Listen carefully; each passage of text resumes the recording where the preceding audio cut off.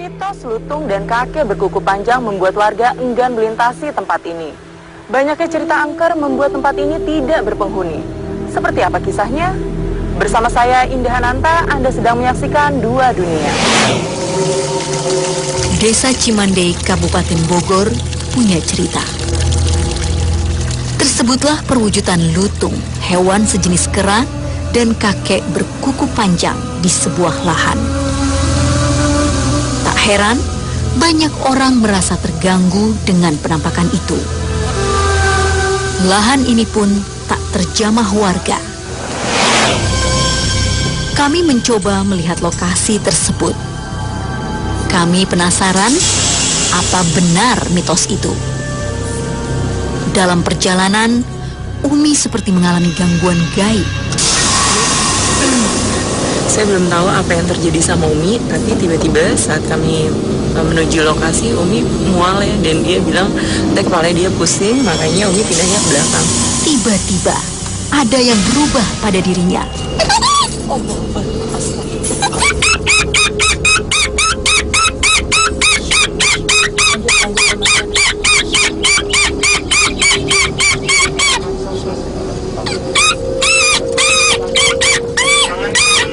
Ada lahan gini dong. Tiba-tiba Umi kehilangan kesadaran dan saya mulai merinding. Dia mengeluarkan suara tapi saya nggak mengerti maksudnya apa. Kita lihat sekarang Ustadz mulai mendoakan Umi ya. Yang dilepas.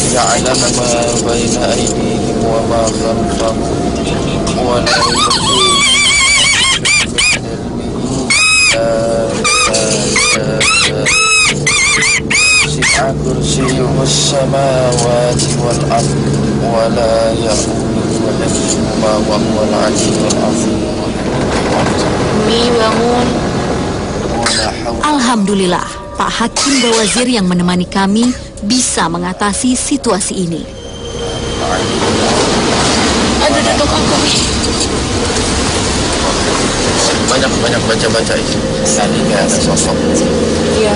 Sosok bentuk berbulu ya, binatang seperti monyet, seperti lutung gitu. Karena dia berbentuknya berdiri seperti manusia. Iya. Apa ini mungkin ada indikasi karena kita nanti akan coba mengungkap mitos di daerah Cilutung itu yang sering ada penampakan hewan lutung. Kenapa masuknya ke tubuh Umi nih Ustaz? Ya mungkin waktu pertama kali waktu survei lokasi kan saya berdua sama Umi gitu. Jadi mereka tahu siapa yang ada, yang kenal energinya lebih dahulu. Kejadian tersebut justru membuat kami makin penasaran. Kami pun melanjutkan penelusuran malam harinya. Inilah lahan yang ditakuti warga desa Cimande itu. Saat ini saya sudah berada di lahan Cilutung, Desa Cimande, Bogor.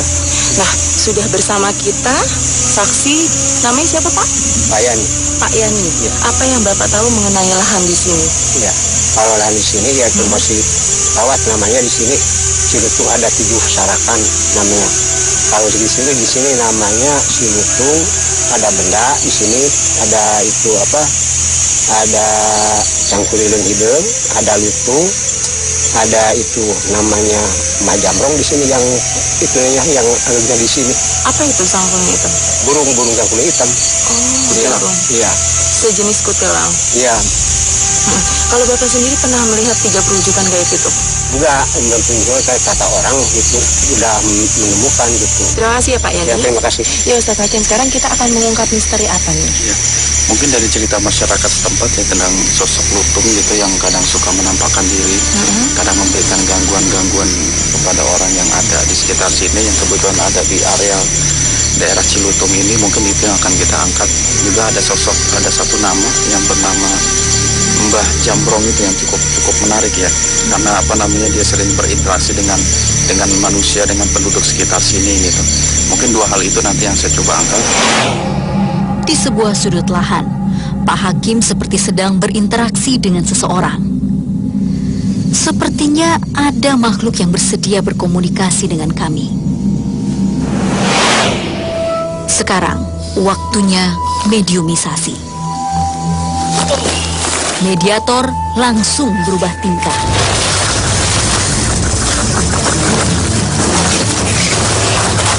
Waitin. Lu konsen gambar.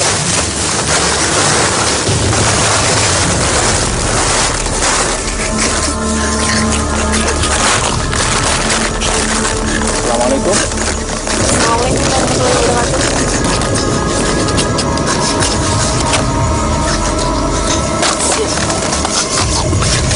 Assalamualaikum. Assalamualaikum. Tenang. Iya. Oke. Siapa Anda yang masuk ke tubuhnya Mas Adi? Oh, yang disebut Cilutung. Oh, Anda Cilutung. Yang tadi suka mundar-mandir di sini. Udah berapa lama di sini? Udah berapa lama menempati tempat ini? Oh, udah lama. Sejak kapan? Berapa ratus tahun yang lalu? Ya. Kenapa Anda memilih tempat ini untuk Anda tempati? Oh, dulunya Anda sebagai apa? Menangis. Kenapa Anda menangis?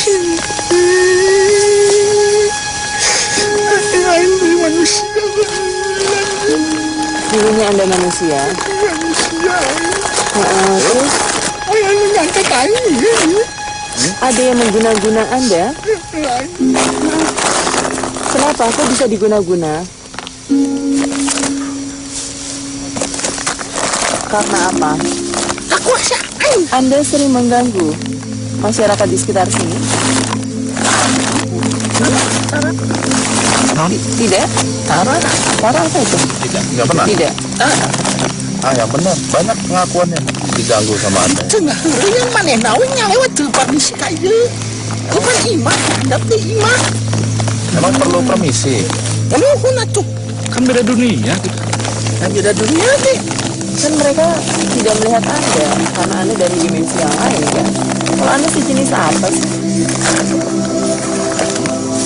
Kenapa garuk-garuk terus? Ada satu pertanyaan saya ya. Anda kan jenisnya lutung ya. Wujudnya kalau saya lihat itu. Yang jadi pertanyaan saya, kenapa Anda berwujud lutung, tidak berwujud makhluk-makhluk lain? Perjanjian antara siapa dengan sang siapa? Oh, Tadi Anda merasuki tubuh Umi ya saat kami perjalanan menuju sini. Kenapa? kan udah. Kenapa suka mengganggu warga di sini? Seharusnya kan nggak boleh mengganggu. Apalagi sama manusia juga punya hak untuk tinggal di bumi Allah. Masing-masing punya hak. Anda punya hak, kami juga punya hak. Karena Anda makhluk gaib, Anda fokus kepada alam gaib, jangan kepada alam manusia. Kenapa? Anda tertawa senang? Abah siapa? Hamba Jamrong. Oh iya, gimana dia?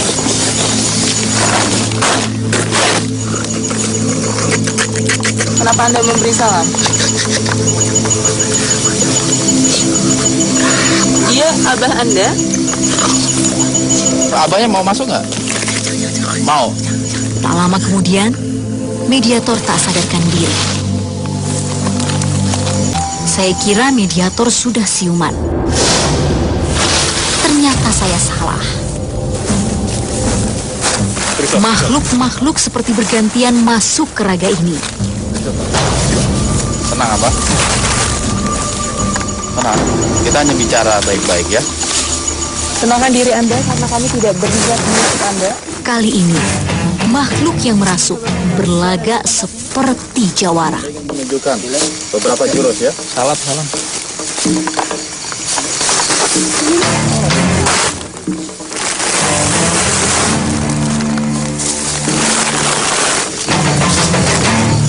Assalamualaikum, Abah. Assalamualaikum warahmatullahi wabarakatuh. Waalaikumsalam. Bisa sambil duduk, Bang? Biasa ini.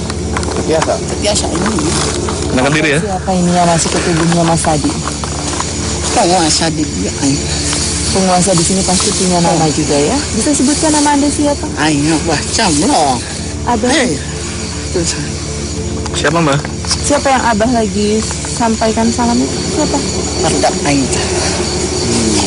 Berudak airnya. Anda mempunyai banyak anak buah. Dulunya memang Anda sebagai apa? Jawara di dia ini. Jawara dari padepokan apa itu? Jadi lawan coba pada pokan dia yang Belajar sendiri ya, Mbak ya? suara. Apa suka ngeganggu masyarakat sini? Yang mah teranggang, paling nggak suka impi. Weh, Anda suka masuk ke mimpi orang. masa kadang ngeri. Dalam mana weh, tidak kau urus. Kenapa? Kan nggak boleh, Mbak, mengganggu manusia itu, Mbak. Abah Muslim kan? Iya. Muslim. Sekarang nggak boleh lagi, Mbak, ganggu-ganggu manusia, apalagi Muslim. Ya, Mbak ya? Mbak usianya berapa sih, Mbak? Hai. Iya. Siapa? 400 lebih. Abah, memang perwujudan Abah itu yang kukunya panjang-panjang itu? Iya. Kenapa kok kukunya bisa panjang-panjang? Talat dipotong. Jadi potong. Kenapa? Apa itu? Punya ikat kepala juga. Oh, memakai ikat kepala. Tandanya apa itu? Habis ganteng. Waduh, ganteng. Oh, punya senjata juga, Mbak? Apa senjatanya, Mbak? Senjatanya apa? Keris? Kalau senjata Sunda, kujang punya, Mbak? Ada juga. Boleh dipinjam, Mbak. Pinjam aja, nanti kalau sudah ada dibalikin lagi, Mbak. Oh, Mangganya, Mbak. Ada orang-orang yang meminta berkah di tempat ini? Tidak ada. Atau ada orang-orang yang sering bertapa juga di sini? ayah saya di. Ada yang suka minta ini benda-benda apa? Ayah mau diberek wae. Sana mengacok itu. Anda memberikan salam terus ya sama Itu anak-anak buah? baru udah pengalaman tuh di handap di luhur. Kalau yang bentuknya lutung tadi apa?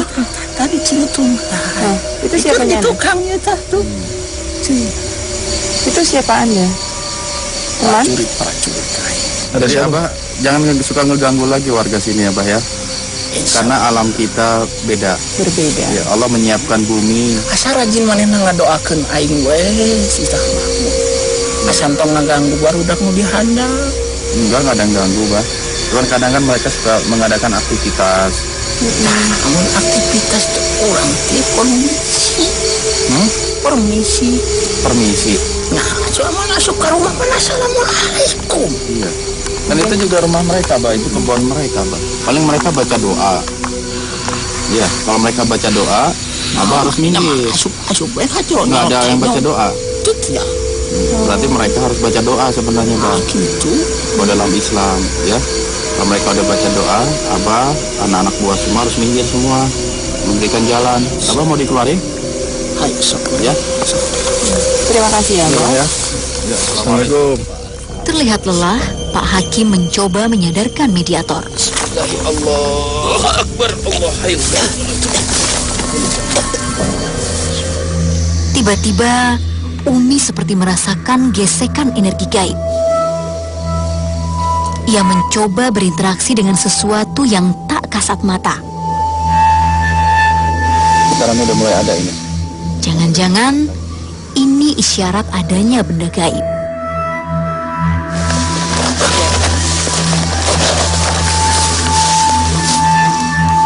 Umi seperti merasakan tarikan energi. Tangan Umi, jangan sampai ketarik. Gimana? Kamu kuat. Kayaknya aku mau deh. Kamu. Kayaknya sini kayak ada, kayak bendanya kayak besi. Besi? Senjata bukan? Warnanya gelap. Warnanya Udah gelap. gelap. Aku nggak ngerti bentuknya. Senjata bukan? Bukan. Keris yang jelas dikeras. Keras. Kayak besi gitu. Tangannya mencoba meraba di mana energi tersebut berasal.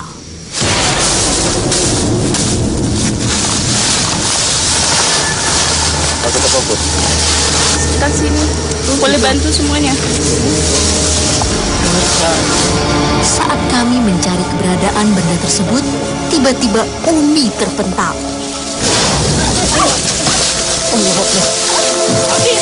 Di daerah situ, au.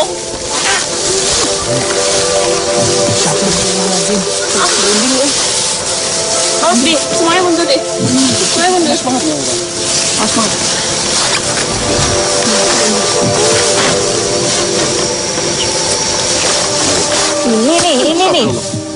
Ini nih.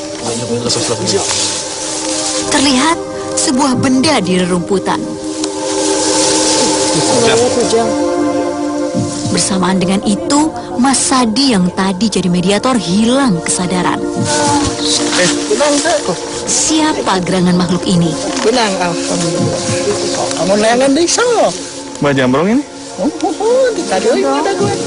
Itu yang maksud Anda, benda gaibnya? Eta. Itu punyanya Mbah Jamrong ya? Orang. Ini bisa kita ambil Enggak, sok. atau hanya dipinjamkan terus nanti dikembalikan lagi? Oh, mau dibalikin lagi ini? Terserah saya. Oh, buat saya. Oke, buat Mas Hakim ya. Ada fungsinya gak sih Mbah Jamrong? Ini dulunya untuk apa gitu? Oh, alat tarungnya. Belum sempat kami berdialog lebih lama, makhluk ini meninggalkan tubuh Mas Sadi. Mas Sadi? Saat kami mendalami benda temuan kami, ini adalah lafaz Al-Qur'annya. Umi malah terseret energi yang lain.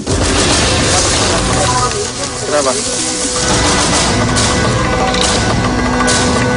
Rupanya masih ada benda lain di tempat ini.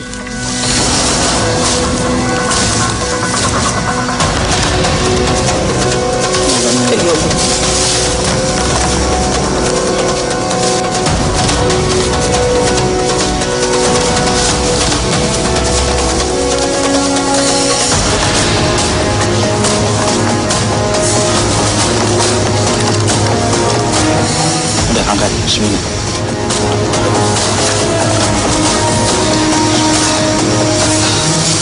Saya merasakan ada benda di tangan saya. Kalau di tangan. Batu. Iya, batu. Ini Mas Hakim yang sudah kita temukan. Ada kujang sama Batu yang tadi batu. ya. Ini kenapa kujang ini diberikan nih sama Mas Hakim? Kenapa? Iya, saya juga kurang paham ya kenapa ini dikasihkan. Mungkin sebagai cenderamata dan bukti bahwa benda ini memang dulu pernah dipakai oleh pernah masuk ke alam mereka gitu, dan kemudian ditampakkan lagi, dikembalikan lagi ke alam manusia. Karena memang benda ini milik manusia awalnya itu, karena mungkin disalahgunakan atau gimana dia masuk ke alam gaib gitu. Dan di sini kalau kita lihat ada lafaz Arabnya ya, yang bertuliskan Bismillahirrahmanirrahim. La quwata illa billah. Terus ini la haula wala quwata illa billahil aliyil azim. Terus ada tulisan Muhammad. Iya, Muhammad. Ada tulisan Ar-Rahim. Ya. Jadi ini memang yang megang ini Islam ya. Dari sebagian saudara-saudara kita yang banyak yang menganggap bahwa benda ini bisa membawa keberuntungan, membawa manfaat gitu. Padahal itu semua keyakinan kita harus tetap kepada Allah Subhanahu wa Ta'ala. Lalu tadi kita dapat batu juga. Ini batu. Saya juga nggak tahu ini batunya apa gitu. Yang jelas ya ini sebagai bukti aja bahwa alam gaib pun memiliki benda-benda yang terkadang dimiliki alam manusia, lantas dia bisa ke alam gaib gitu.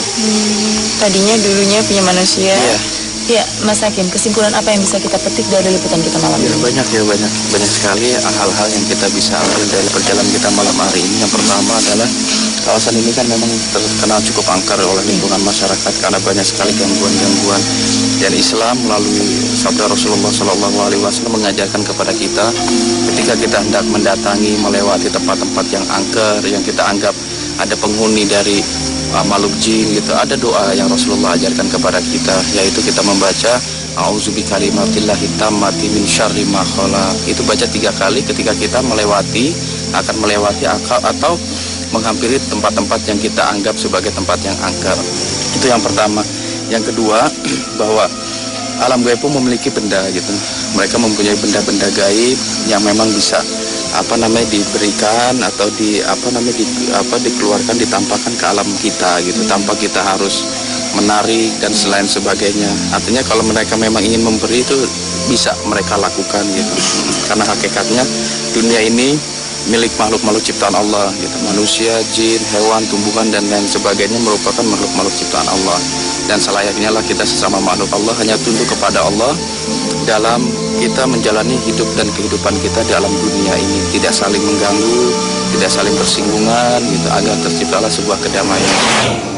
Dalam penelusuran kali ini, kami banyak membuktikan adanya benda gaib. Satu hal harus diingat, semua terwujud karena kekuasaan Tuhan semata. Ini namanya kujang ciung, karena masih ada juga kujang-kujang dalam bentuk yang lainnya. Kemudian kujang ada yang bermata 5, ada yang bermata 3. Nah, dari bentuk dan dari jumlah matanya saja, kita bisa melihat siapa pemegang dari kujang ini dan statusnya sebagai apa. Nah, oleh sebab itu, kujang selain dari sebagai senjata, selain juga sebagai benda pusaka, ini juga sebagai sebuah simbol status sosial pemegang kujang itu sendiri. Kalau yang mata 3 itu untuk biasanya digunakan oleh putra dan putri bangsawan. Dan ini mungkin oleh pembuatnya diharapkan memiliki kekuatan-kekuatan supranatural dengan diisikan atau dengan dituliskan pada proses pembuatan kujang ini. Dan saya cukup yakin bahwa pembuatan kujang yang ada nuansa huruf Arab ini adalah bukan kujang masa awal, tapi kujang yang diproduksi, kujang yang dibuat di tengah-tengah masyarakat Sunda ketika sudah masuknya agama Islam di Tatar Sunda. Tertariknya benda pusaka dari alam gaib berwujud ke alam manusia tidak akan terjadi tanpa kehendak dari Sang Pencipta. Terima kasih Anda sudah menyaksikan